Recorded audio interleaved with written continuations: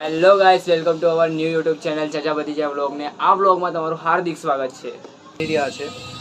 અમારી પદયાત્રા છેલ્લા 10 વર્ષથી ચાલી રહી છે, પણ છેલ્લા 10 વર્ષના એક્સપિરિયન્સ અમે આપ સાથે શેર નથી કરી શક્યા.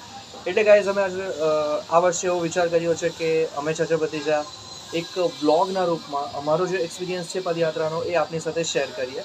અને અમે આખા પદયાત્રામાં કેટલો સંઘર્ષ કરી રહ્યા છે અને અમને કેટલી મજા આવી રહી છે, અમે કેટલો અનુભવ અમારો છે એ તમારી સાથે શેર કરી રહ્યા છે.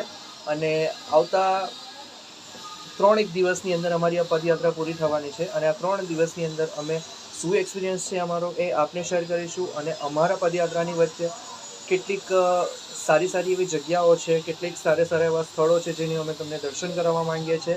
એટલે અમારી સાથે આ ચેનલમાં બન્યા રહો અને આ પદયાત્રામાં અમારો સંપૂર્ણ સાથ સહકાર તમે લાઈક કરીને આપી શકો છો, શેર કરીને.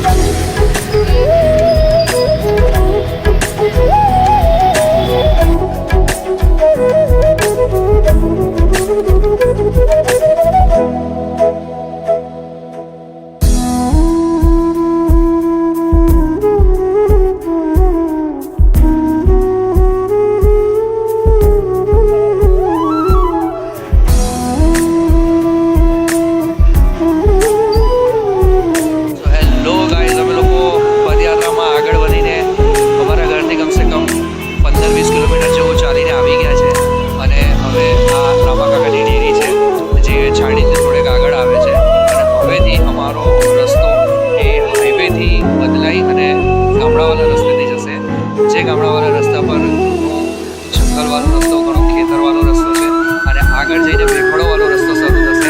જે ભેખડોવાળો રસ્તો રહીને અમે લોકો નદીએ પહોંચીશું અને નદીને જ્યારે નાવડીમાં બેસીને પાર કરીશું ત્યાર પછી અમારો રસ્તો ગામડાઓમાં રહીને સીધો હાઈવે પર નીકળશે અને ફરી અમારો રસ્તો હાઈવેવાળો આવશે.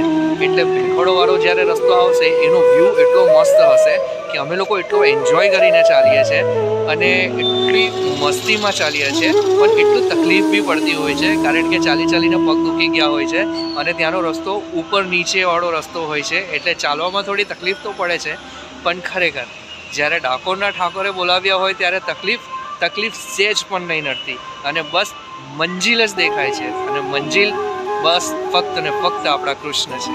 એટલે ગાઈઝ, હવે આગળ જો અમે લોકો આ રાતનો રસ્તો કવર કરીને જ્યારે દિવસનો રસ્તો આવશે ત્યારે તમને અમે લોકો અમારા જે રસ્તાના અનુભવો છે તમારી સાથે શેર કરીશું અને આગળના રસ્તા પણ તમને બતાવતા રહીશું.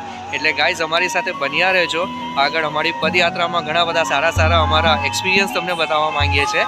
તો પ્લીઝ અમારી ચેનલને સબસ્ક્રાઈબ કરજો, અમારા વિડીયોને લાઈક કરજો અને બને એટલું વધારે શેર કરજો જેથી અમને આવા વિડીયો બનાવવાનું પ્રોત્સાહન મળે અને અમને મોટિવેશન મળતું રહે.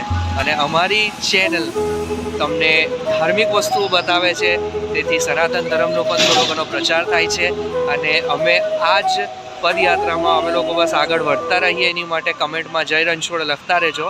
રાધે રાધે પ્રભુ, જય રણછોડ. તો ગાઈઝ, હવે અંધારાવાળો ઇલાકો ચાલુ થઈ ગયો છે. એક પણ સ્ટ્રેટ લાઇટ દેખાતી નથી અમને અને રસ્તાની આજુબાજુ પણ કોઈ લાઇટ કે કોઈ અજવાળું નથી. અંધારું જ અંધારું છે. વધારે ક્લિયર રીતે દેખાય નહીં તમને, ફક્ત ને ફક્ત રોડ દેખાશે તમને, આગળનો કોઈ નજારો દેખાય નહીં. તો બસ બન્યા રહો મારા સાથે મારા વિડીયોમાં અને subscribe. Hello guys, so finally highway cross કરીને એક સેવામાં બેઠા છે ચા પીવા માટે. અને 4 કલાકની પદયાત્રા પછી થોડોક થાક તો લાગ્યો છે, પણ સેવા મળી ગઈ છે એટલે ત્યાં મસ્ત ગરમ ગરમ ચા પીએ છે. અને અહીંના બધા જ લોકો બહુ સારા છે. આવતામાં જ અમને ચાની સેવા આપેલ છે અને આરામ કરવાની પૂરી વ્યવસ્થા કરી આપેલ છે. અહીંયા મોબાઈલ ચાર્જિંગ કરવાની પણ પૂરી વ્યવસ્થા છે. હવે અહીંયાથી 1-1.5 કિલોમીટર પછી અમને એક આશ્રમ મળશે જ્યાં અમે ઊંઘીશું અને 1-2 કિલોમીટર પછી પાછી પદયાત્રા ચાલુ કરીશું.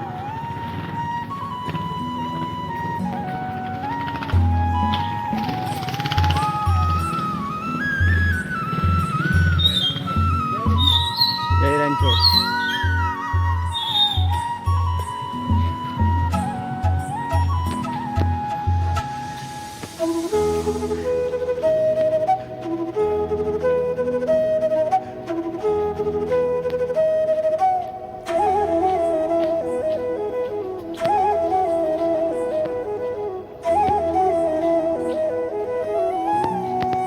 હેલો ગાઈસ, સો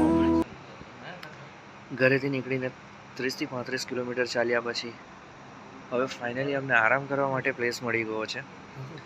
અને ઊંઘવાની ફૂલ અહીંયા વ્યવસ્થા છે એટલે અહીંયા વાંધો નથી. અમારા ગ્રુપમાંથી ખાસા બધા લોકો તો સૂઈ પણ ગયા છે અહીંયા. સો અહીંયા એક મંદિર છે દાદા ભગવાનનું, અને અહીંના લોકો છેલ્લા 10 વર્ષોથી સેવા કરી રહ્યા છે.